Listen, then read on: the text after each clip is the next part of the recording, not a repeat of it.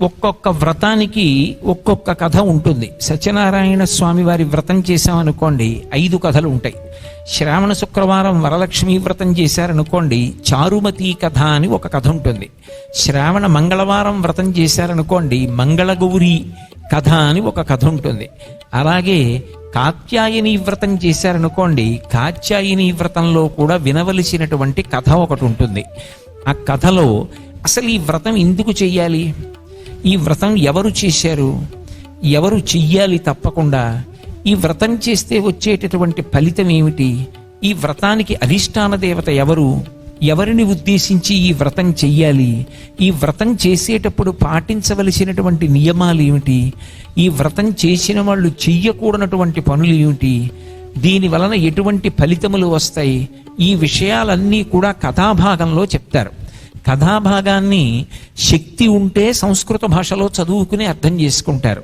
ఒకవేళ కథాభాగాన్ని సంస్కృత భాషలో అర్థం చేసుకోలేకపోతే కథని దేశ భాషలో చెప్పవచ్చు. అంటే ఇప్పుడు మనం తెలుగు వాళ్ళం కాబట్టి తెలుగులో కథ చెప్పవచ్చు, దోషమేం రాదు. ఇది ప్రధానంగా కాత్యాయని వ్రతాన్ని ఎవరు చేస్తారు అంటే 3 చేస్తారు. ఒకటి పెళ్లి కానటువంటి ఆడపిల్లలు చేస్తారు, అంటే కన్యకామణులు అంటారు. రెండవది ఎవరు చేస్తారు అంటే భర్తకి ఏదైనా చాలా తీవ్రమైన అనారోగ్యం వచ్చి ఆయనకి ఏదైనా జరుగుతుందేమో అని బెంగ పెట్టుకున్నటువంటి ఆడవాళ్లు కాత్యాయని వ్రతం చేస్తారు సౌభాగ్యం కోసం. మూడవది పరమేశ్వరుణ్ణి చేరుకోవాలి అని కోరిక ఉన్నటువంటి వాళ్ళు దంపతులుగా కూర్చుని కూడా కాత్యాయని వ్రతాన్ని చేస్తారు. భగవంతుని యందు భక్తి కలగాలి, జ్ఞాన వైరాగ్యములు కావాలనుకున్న వాళ్ళు కూడా కాత్యాయని వ్రతాన్ని చేస్తారు. ఈ వ్రతానికి అధిష్టాన దేవత కాత్యాయని. మీరు గతంలో నేను చెప్తున్న ఉపన్యాసాలు కొంతమంది వింటున్నారు. కాత్యాయని అన్న మాటకు అర్థం వేదముల చేత ప్రతిపాదింపబడినటువంటి స్త్రీ స్వరూపమైన పరబ్రహ్మస్వరూపిణి. ఆమెయే సృష్టి చేసేటప్పుడు సృష్టికర్త్రి, బ్రహ్మగారి యొక్క రూపంలో ఉండి సృష్టి చేస్తుంది. ఆమెయే ఏదైనా ఆపద వచ్చినప్పుడు కాపాడి సృష్టికర్త్రి, బ్రహ్మరూప, గోప్త్రి, గోవిందరూపిణి, లోకాల్ని విష్ణుస్వరూపంగా కాపాడుతుంది. సంహారిణి, రుద్రరూప, మహాప్రళయంలో అన్నిటినీ తనలోకి తీసేసుకున్నప్పుడు ఆమె పరమశివుని యొక్క రూపాన్ని పొందుతుంది. కాబట్టి సంహారిణి, రుద్రరూప, తిరోధానకరీశ్వరి, మాయలో తిప్పుతూ జ్ఞానం కలగకుండా చెయ్యాలి, మోక్షం వైపుకు వెళ్లకుండా చెయ్యాలి, వీడికి భక్తి లేదు అనుకుంటే పరబ్రహ్మము సత్యము తెలియకుండా చేసేస్తోంది. అప్పుడు తిరోధానం చేస్తుంది. కాబట్టి ఈశ్వరి అని పేరు ఆవిడికి. తిరోధానకరీశ్వరి, సదాశివానుగ్రహద. ఆమె అనుగ్రహించి మాయ తీసేసి జ్ఞానం ఇచ్చి పరమేశ్వరుడిలో కలపాలి అనుకుంటే ఆమె సదాశివ స్వరూపాన్ని పొందుతుంది. ఈ 5గురిని పంచబ్రహ్మలు అంటారు. వీళ్ళ ద్వారా వీళ్ళ రూపాలలో వీళ్ళకి శక్తినిచ్చి లోకాలని సృష్టిస్తుంది, నిలబెడుతుంది, లయం చేస్తుంది, తిరోధానం చేస్తుంది, అనుగ్రహం చేస్తుంది. అందుకని పంచకృత్య పరాయణ. ఆమె 5 పనులు చేస్తూ ఉంటుంది. ఆమె పరబ్రహ్మస్వరూపిణి. పరబ్రహ్మస్వరూపిణి అయినటువంటి కాత్యాయని మాతని ఉద్దేశించి పెళ్లి చేసుకోకుండా ఇంకా పెళ్లి ప్రయత్నం మొదలు పెట్టబడినటువంటి కన్యకామణి ఎవరుంటుందో ఆమె ఈ వ్రతం చేసిన తరువాత పెళ్లి ప్రయత్నం మొదలు పెడతారు. ఎందుకని అంటే మీరు చాలా జాగ్రత్తగా గమనించవలసిన విషయం ఒకటి ఉంటుంది. ఇప్పుడు దేనికైనా కూడా పక్వము అని ఒక మాట ఉంటుంది. పాలకోవా చేస్తున్నారనుకోండి, పాలకోవా చేసేటప్పుడు పొయ్యి మించి ఎప్పుడు దింపేయాలి పదార్థాన్ని, ఇక వేడి అక్కర్లేదు అంటే పక్వానికి వచ్చింది అంటే. ఒక కూర ఉడికింది కిందకి దింపేయచ్చు అంటే పక్వమైంది అంటే. అన్నం దింపేయచ్చు పొయ్యి మించి ఎప్పుడు పక్వానికి వచ్చింది అంటే. పాలు పొయ్యి మించి దింపేయచ్చు ఎప్పుడు పొంగుకొస్తున్నాయి పక్వానికి వచ్చాయి అంటే. అలాగే ఒక పిల్ల పెళ్లి చేసేటప్పుడు ఆమె జీవితంలో సుఖశాంతులతో ఉండాలి అంటే అది పెళ్లి కొడుకు అవనివ్వండి, పెళ్లి కూతురు అవనివ్వండి, 5 లక్షణములు చూడాలి. ఈ 5 చూడకుండా పెళ్లి చేయకూడదు. ఈ 5 చూడడానికి అధికారం ఉన్నవాళ్ళెవరు అంటే మొట్టమొదటి అధికారం ఎవరిది అంటే గురువు గారిది. ఒకవేళ నీకు గురువు గారు ఉంటే ఆయన నిర్ణయం చెయ్యాలి. ఈమెని ఇతనికిచ్చి వివాహం చెయ్యండి అని. గురువుగారు లేకపోతే తల్లిదండ్రులది అధికారం. తనంత తాను ఎప్పుడూ అధికారిని కాదు. తనంత తాను భర్తని ఎప్పుడూ నిర్ణయించుకోకూడదు. మగపిల్లవాడు తనకి కాబోయే భార్యని తాను ఎప్పుడూ నిర్ణయం చేసుకోకూడదు. అధికారం లేదు దానికి. పెళ్లి చెయ్యాలి అంటే 5 చూడమని చెప్పింది శాస్త్రం. శీలము, వయస్సు, వృత్తము, అభిజనము, లక్షణము అంటారు. ఈ 5 చూసి పెళ్లి చెయ్యాలి. అందులో మొట్టమొదటిది శీలము. శీలము అన్న మాటకు అర్థం ఏమిటంటే స్వభావము. ఇప్పుడు ఇక్కడ మీరు వచ్చి వ్రతం చేసుకున్నారు అంటే దాని అర్థం ఏమిటి? మీకు ఎవరైనా పెద్దవాళ్ళు భగవంతుణ్ణి ఉద్దేశించి ఒక వ్రతం చేస్తే మీకు ఒక మంచి ఫలితం వస్తుంది అంటే నమ్మేటటువంటి లక్షణం మీకుంది. ఇప్పుడు మీకు ఎవరైనా ఓ మంచి మాట చెప్తే, అమ్మాయి పూజ చేసుకోనానా నువ్వు బాగుంటావు అంటే పూజ చేసుకోవడానికి మీరు సిద్ధం. అమ్మ ఈ గుడికి వెళ్ళమ్మా అంటే గుడికి వెడతారు. ఉగాది నాడు పచ్చడి ఇలా చేసుకోమ్మా అంటే ఆ పచ్చడి అలా చేసుకుంటారు. పెద్దవాళ్ళు చెప్పారు, అది సత్యం. మీకు ఆ నమ్మకం ఉంది. ఇప్పుడు నేను మీకు తీసుకొచ్చి అసలు భగవంతుడన్నా, శాస్త్రం అన్నా, గురువన్నా విశ్వాసం లేనివాణ్ణి, గుడి అంటే యావగించుకునేవాణ్ణి, భగవంతుడంటే అసహ్యించుకునేవాణ్ణి, నెలకి 2 లక్షల రూపాయల జీతం వస్తోందని పెళ్లి చేశాను అనుకోండి, మీరు జీవితంలో ఏదో కోల్పోయినట్టుగా ఎంత బాధపడతారు. ఆయన భర్త దైవంతో సమానం. ఏమిటిది? ఓ గుడికి రాడు, ఓ గోపురానికి రాడు, ఓ తిరుపతి వెళ్దామంటే రాడు, ఓ భగవంతుడి మూర్తికి నమస్కారం పెట్టడు, ఓ గురువుగారంటే గౌరవం ఉండదు, ఒక్క భగవత్ సంబంధమైన పుస్తకం చదువుకోడు, ఎప్పుడు చూసినా లౌకిక వ్యవహారమే, ఓ తల్లిదండ్రులంటే గౌరవం లేదు, అత్తమామలంటే గౌరవం లేదు, నెలకి 2 లక్షలు తెస్తే మాత్రం ఎవడకు కావాలి? ఏమిటో నా కర్మ అనుకుంటారు. అందుకే ఎవరు నిర్ణయం చెయ్యాలి అంటే పెద్దలు నిర్ణయం చెయ్యాలి. మొదట ఏం చూడాలంటే స్వభావం చూడాలి. స్వభావము అంటే ఇన్బిల్ట్, లోపల ఉంటుంది. ఈ పిల్ల స్వభావం ఏమిటి? ఈ పిల్లకి భగవంతుడంటే ఇష్టం, ఓ పూజ అంటే ఇష్టం, 10 మందికి ఉపకారం చేయడం అంటే ఇష్టం, 4 ఇంటికి వస్తే అన్నం పెట్టడం అంటే ఇష్టం. ఇప్పుడు ఇలాంటి స్వభావం ఉన్న పిల్లవాడినే చూడాలి. ఒక్కొక్కసారి స్వభావంలో పొరపాటు ఉందనుకోండి, చెయ్యకూడనివి చేస్తూ అవన్నీ నిజం అనుకుంటోందనుకోండి ఆ పిల్ల, అప్పుడు దిద్దాలి. అలా ఉండకూడదమ్మా అని దిద్ది యోగ్యమైనటువంటి వరుడికి ఇవ్వాలి. మొదట చూడవలసినటువంటిది శీలము. అంటే శీలము అంటే స్వభావం చూడాలి. వయస్సు చూడాలి.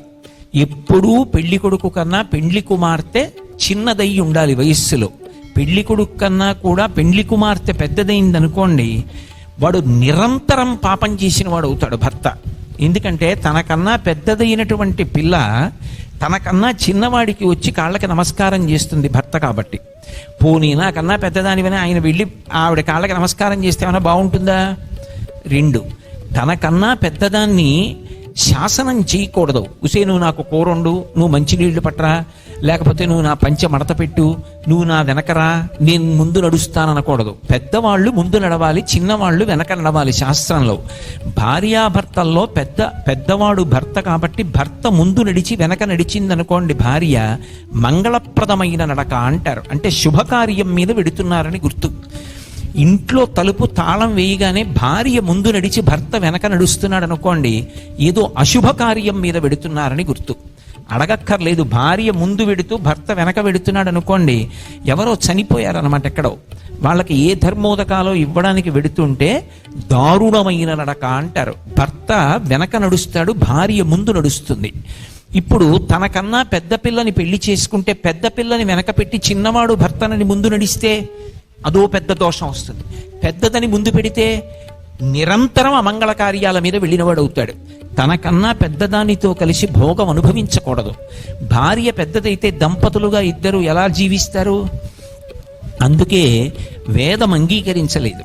తనకన్నా చిన్నదానిని వివాహం చేసుకోమని చెప్పింది. వయో, ఆ పిల్ల కన్నా వరుడు పెద్దవాడై ఉండాలి, వరుడి కన్నా వధువు చిన్నదై ఉండాలి. వయో వృత్తాం, వృత్తాం అంటే నడవడి, ప్రవర్తన. లోకంలో అందరికీ అన్నీ తెలిసి ఉండవు. ఎలా ఉంటాయి? ఇప్పుడు మీ అందరూ చిన్నపిల్లలు, మీ అందరికీ అన్నీ ఎలా తెలుస్తాయి? మీకు తెలియదు. అందుకే కదా ప్రతి అంగం దగ్గర ఆప్ చేసి వివరించి చెప్పాను తప్ప మీ మీద కోప్పడకూడదు. ఎందుకు కోప్పడకూడదు అంటే మీరు ముక్కుపచ్చవారని పిల్లలు గట్టిగా ఒక్కొక్కళ్ళకి ఓ 18 ఏళ్ళో 19 ఏళ్ళో 20 ఏళ్ళో ఉన్నాయి. మీరు ఇంకా 5 ఏళ్ళు వస్తే తప్ప అమ్మా నాన్న పెదనాన్న పినతండ్రి వీళ్ళు తెలియరు. మీకు వయసు వచ్చి మీరు తెలుసుకున్నది ఏ పాటి అన్నీ ఎందుకు తెలుస్తాయి? తెలియవు. తెలియకపోవడం ఎప్పుడూ తప్పు కాదు. కానీ పెద్దలు చెప్పినప్పుడు వాళ్ళు చెప్పారు మనం వినాలి అని పెద్దలు చెప్పిన మాట పాటించి ప్రవర్తించేటటువంటి లక్షణం ఉంటే దాన్ని నడవడి అంటారు, వృత్తమున్నవాడు అంటారు. ఈయన మంచి ప్రవర్తన ఉంది అంటే తెలిసున్నదాన్ని మంచిని అనుష్ఠిస్తాడు. ఇది వద్దు అని పెద్దలు చెప్తే మాట వింటాడు. తనకి తెలియకపోవడం తప్పు కాదు, తెలిసున్న వాళ్ళు చెప్పినప్పుడు వినకపోవడం తప్పు. ఇందులో ఒకళ్ళు చెప్తే వింటారు, చెబితే వినేటటువంటి వాడికి చెబితే వినని పిల్లనిచ్చి పెళ్లి చేశారనుకోండి, ఎలా పొసగుతుంది వాళ్ళిద్దరి మధ్య దాంపత్యం? అస్తమానం కీచులాడుకుంటారు, ప్రశాంతంగా ఉండరు ఇద్దరును. అందుకే వృత్తము చూడాలి, నడవడి చూడాలి, ఇద్దరిది ప్రవర్తన ఎలా ఉంటుంది అన్నది తెలిసి ఉండాలి. శీలము, వయస్సు, వృత్తము, అభిజనము. అభిజనము అంటే వంశాలు. పెళ్లి కొడుకు వైపు ఉన్నటువంటి వాళ్ళు ఎటువంటి వాళ్ళు, పెండ్లి కుమార్తె వైపు ఉన్న వాళ్ళు ఎటువంటి వాళ్ళు. పెండ్లి కొడుకు వైపు ఉన్నటువంటి వాళ్ళందరూ కూడా భగవంతుడి భక్తులు. దేశం అంటే భక్తి ఉంది, మంచి పనులు చేయాలనే తాపత్రయం ఉన్నవాళ్ళు, తాము తిని 10 మందికి పెట్టేటటువంటి వాళ్ళు. అటువంటి కుటుంబానికి, అటువంటి పెద్దవాళ్లే ఉన్న కుటుంబానికి ఇచ్చి పెళ్లి చెయ్యాలి. లేకపోతే ఏమవుతుంది? మా నాన్నగారు ఎంత మంచివారోనండి, మా నాన్నగారు పాపం తన జీతంలో ప్రతి నెల ఓ 2,000 రూపాయలు దాచి ఆయన ఉద్యోగంలో జాయిన్ అయినప్పటి నుంచి ఇప్పటి వరకు ఏడాది అయ్యేటప్పటికి 24,000 ఎవరైనా పేద పిల్లాడికి ఖర్చు పెట్టి చదివిస్తారండి, మా నాన్నగారు ఎంత మంచివారో అందనుకోండి ఆడపిల్ల. వెంటనే పెళ్లి కొడుకు వైపు వాళ్ళు, ఏ మామగారు మీ నాన్నకి బుద్ధి లేదమ్మా, ఏడాదికి 24,000 తగలెట్టాడు ఇలా ఎవరికో ఫీజులు కట్టి, ఆ డబ్బు దాచుంటే ఇప్పటికి 33 ఏళ్ల సర్వీసులో 33 × 24,000 4 బిల్డింగ్స్లో 3 స్థలాల్లో కొనేవాడు. అందుకే మీకేమీ లేకుండా పోయింది. మీ నాన్నకి ఇదెక్కడ పిచ్చి బుద్ధి, ఎందుకు వచ్చింది ఇవన్నీ మీ నాన్నకి అన్నాడు అనుకోండి, ఆ పిల్ల మనసు ఎంత గతుక్కుమంటుంది. వీళ్ళిద్దరికీ సరిపోతే సరిపోదు, వెనక పెద్దవాళ్ళు కూడా సరిపోవాలి. అందుకే అభిజనాన్ని చూస్తారు. వాళ్ళ వైపు వాళ్ళు ఎటువంటి వాళ్ళు, వీళ్ళ వైపు వాళ్ళు ఎటువంటి వాళ్ళు చూడాలి. లక్షణము అని ఒకటి ఉంటుంది. లక్షణము అంటే బాహ్యంలో అందచందాలు. అందుకే ఈమెకి అతను తగినవాడేనా? వాళ్ళిద్దరూ కలిసి కూర్చున్నా, వాళ్ళిద్దరూ కలిసి నించున్నా, వాళ్ళిద్దరూ కలిసి వెడుతున్నా లోకం వాళ్ళని పూజించాలి.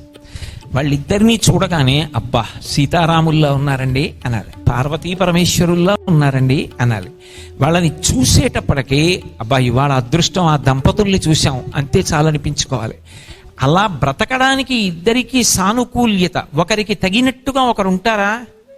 ఇది చూస్తే లక్షణాన్ని చూశారు అంటారు. మీకు ఇంకొంచెం బాగా అర్థం అవ్వాలంటే, ఆమె అందానికి తగినటువంటి అందం ఉన్నవాడైనా మరీ కాకి ముక్కుకి తొండ పండులా ఉంటాడా అన్నది చూస్తారు. ఈ 5 చూసి వివాహం చేస్తారు. ఈ 5 చూసి వివాహం చేసినా ఒక పెద్ద ప్రమాదం ఒకటి ఉంటుంది.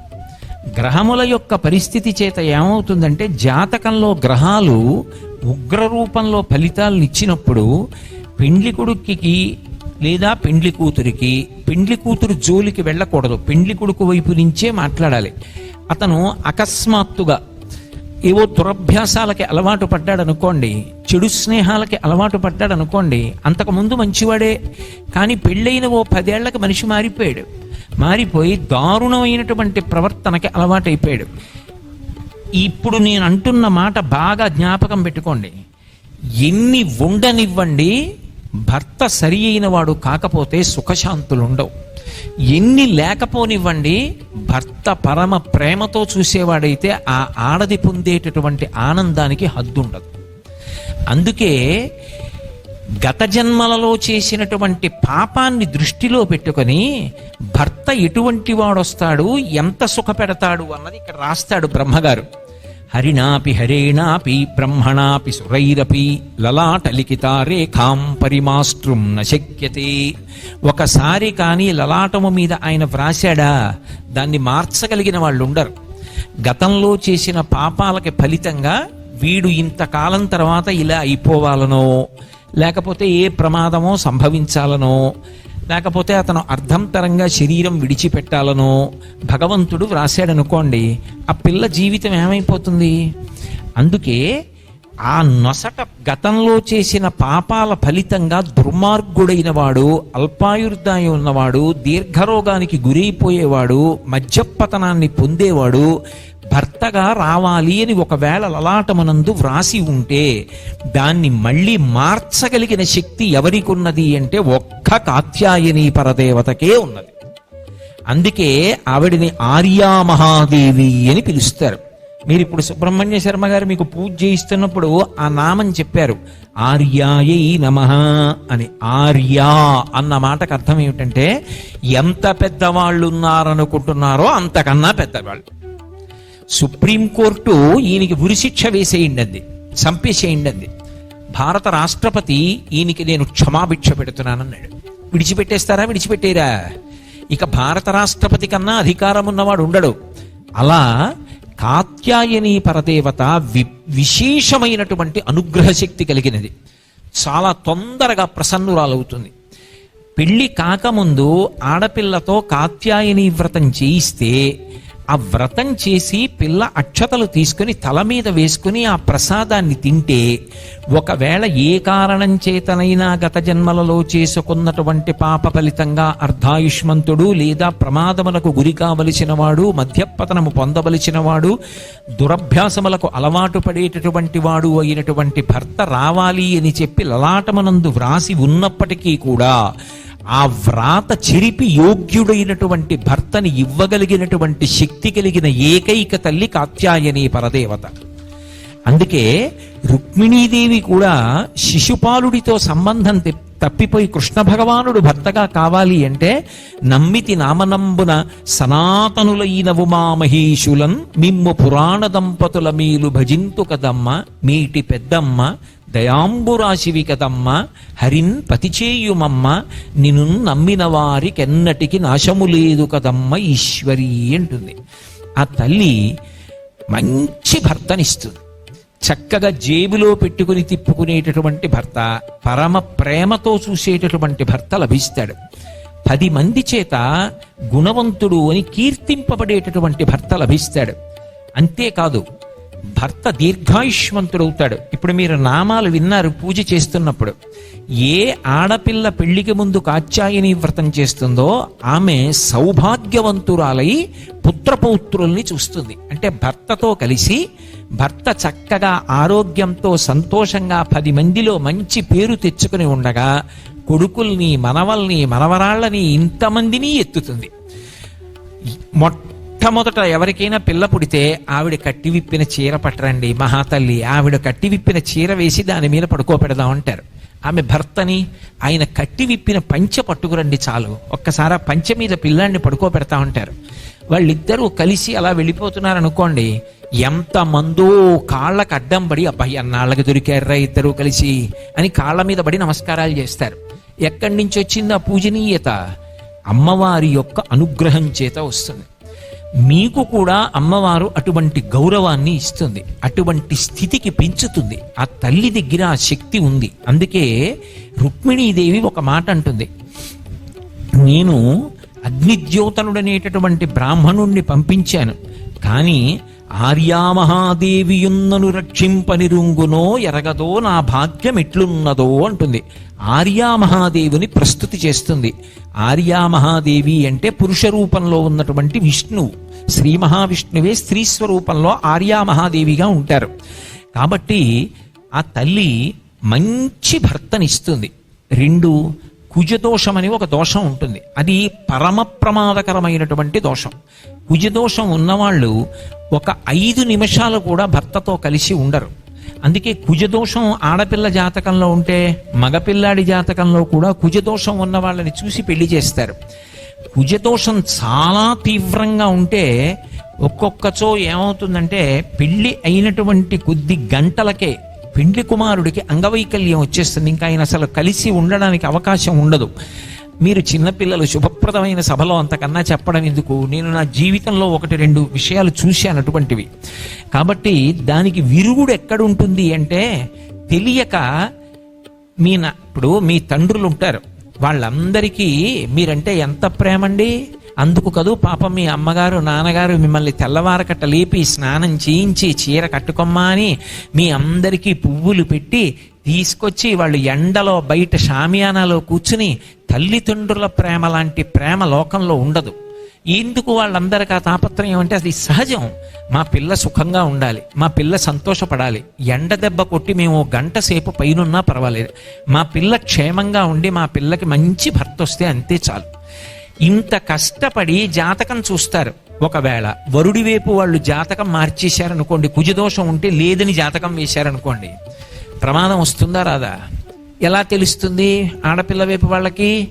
అందుకే కాత్యాయని వ్రతం చేస్తారు.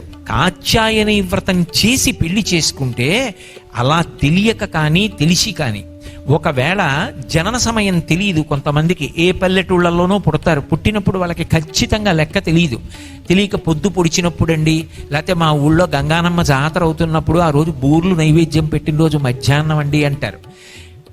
నక్షత్రాలు టకటక టకటక మారిపోతాయి. ఒక నక్షత్రంలో కట్టవలసిన జాతకం ఇంకో నక్షత్రంలోకి కడితే లేనిపోని ఇబ్బందులన్నీ కనపడతాయి. అందుకని కాత్యాయని వ్రతం చేసి పెళ్లి చేశారనుకోండి, ఆ పిల్లకి ఎటువైపు నుంచైనా దోషం ఉంటే సమస్త దోషములు పోతాయి. అందుకే కదా మీకు సంకల్పం చెప్పించారు శర్మగారు, సమస్త దోషములు తొలగిపోయి గుణవంతుడు యోగ్యుడైన వాడు అందగాడు. అందగాడు అన్న మాటకు ఒకటి బాగా జ్ఞాపకం పెట్టుకోండి. అందం అంటే ఊళ్ళో వాళ్ళకి నచ్చడం కాదు, నాకు నచ్చడం, నా భార్య నాకు నచ్చాలి. మీ అందరికీ ఎందుకు?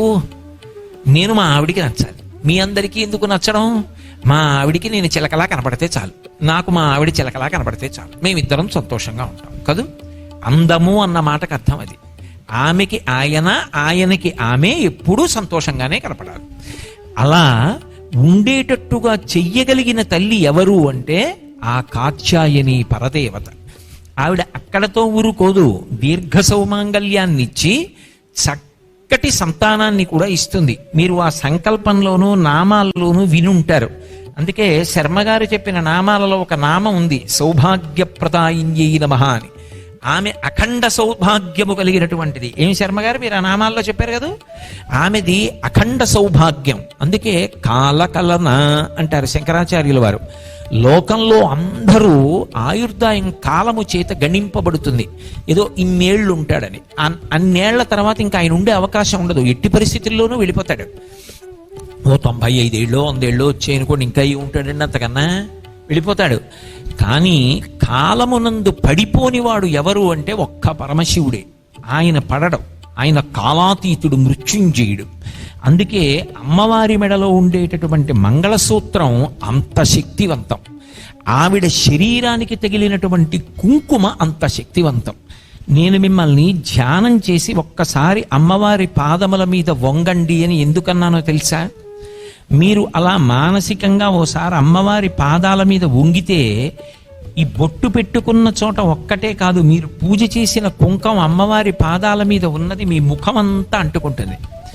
అది ఇలా తుడుచుకుంటే ఎర్రగా ముఖమంతా అవుతుంది.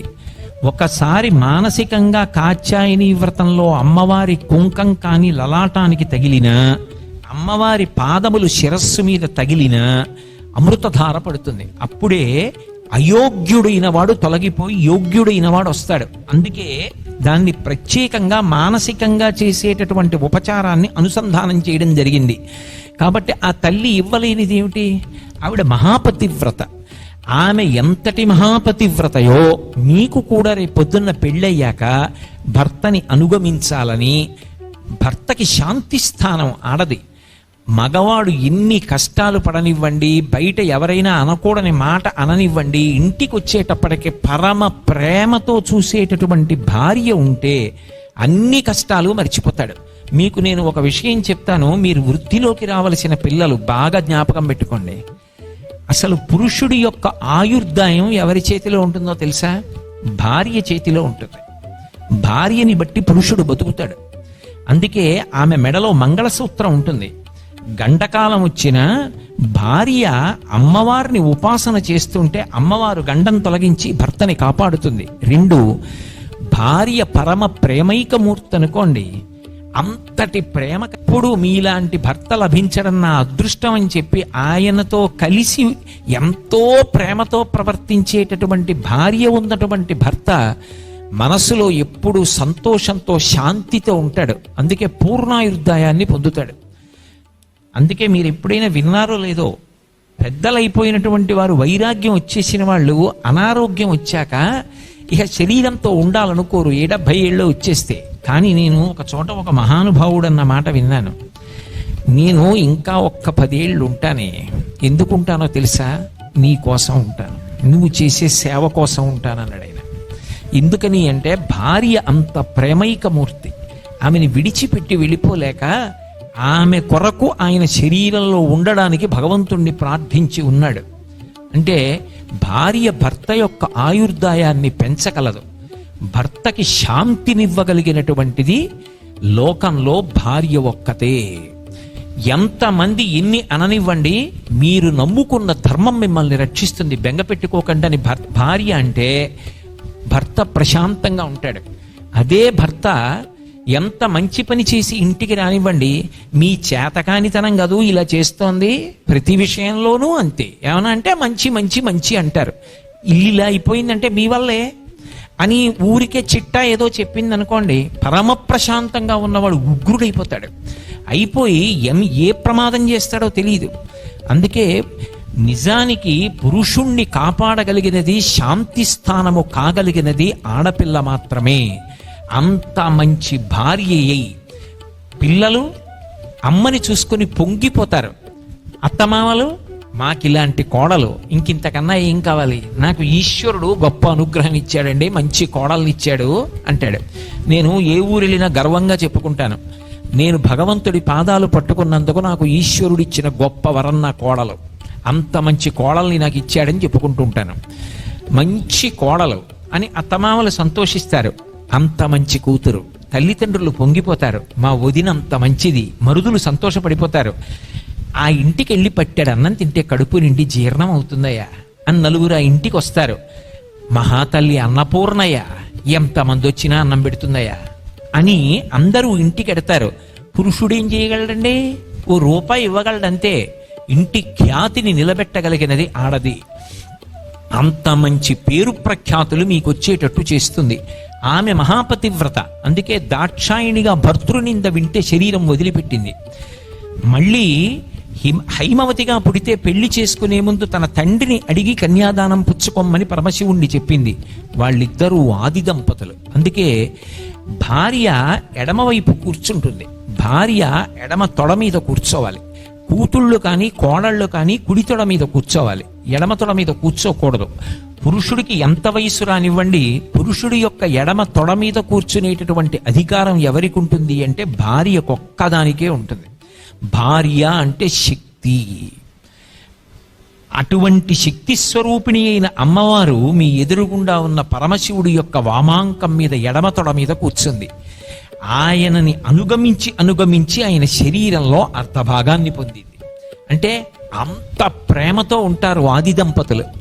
ఎవరు కాత్యాయని వ్రతం చేస్తారో అటువంటి పిల్లలకి కూడా అంత మంచి భర్తనిచ్చి మీరు కూడా ఆది దంపతుల్లాగే మంచి పేరు తెచ్చుకునేటట్టుగా చక్కగా సంతోషంగా మీ జీవితాలు ఉండేటట్టుగా పరదేవత అనుగ్రహిస్తుంది.